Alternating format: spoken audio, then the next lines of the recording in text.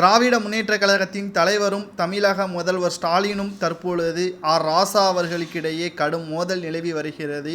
ஏற்கனவே 2G வழக்கில் சிக்கி தற்பொழுது விடுதலை செய்யப்பட்டிருக்கக்கூடிய ராசா அவர்களின் வழக்கு மீண்டும் விசாரணைக்காக டெல்லி சென்றுள்ளார். இந்த வழக்கில் ராசா அவர்கள் திடுக்கிடும் தகவலை கூறினால் நிச்சயமாக திராவிட முன்னேற்றக் கழகத்தின் மூத்த அமைச்சர்களும் சரி, முன்னாள் அமைச்சராக இருந்தவர்களும் சரி கூண்டோடு சிறைக்கு செல்வார்கள் என்றும் எதிர்பார்க்கப்படுகிறது.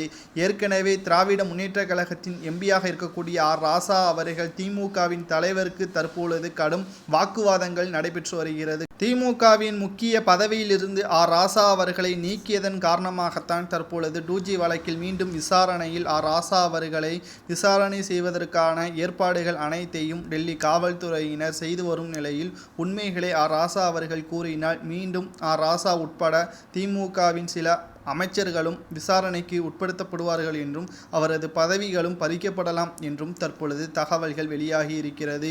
மேலும் திராவிட முன்னேற்றக் கழகம் 3 ஆண்டுகள் நிறைவடைந்த நிலையில் இதுவரைக்கும் தமிழக மக்களிடம் நற்மதிப்பை பெறவில்லை. மேலும் நாடாளுமன்ற தேர்தலையொட்டி பொங்கலுக்கான 1000 ரூபாய் தொகுப்புகளையும் தற்பொழுது வழங்காதது மக்கள் மத்தியில் பெரும் அதிருப்தியை ஏற்படுத்தி இருக்கிறது.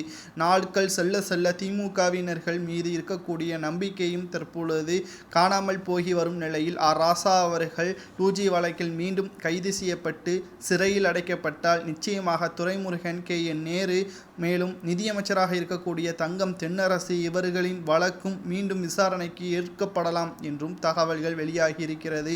ஏற்கனவே சனாதனத்தை பற்றி பேசியதன் காரணமாக உதயநிதி ஸ்டாலின் அவர்கள் மூலமாகத்தான் வடமாநிலங்களில் 4 சட்டமன்ற தேர்தல்களில் 3 சட்டமன்ற தேர்தல்களில் பாஜக அமோக வெற்றியடைந்ததற்கு காரணம் என்று இந்தியா கூட்டணியில் உள்ள பிற கட்சிகளும் திமுகவை கடுமையாக விமர்சனம் செய்தனர். அனைத்தும் தற்போது திமுகவிற்கு இருக்கிறது. இதுதான் மிக முக்கியமான காரணம் என்றும் கூறப்படுகிறது.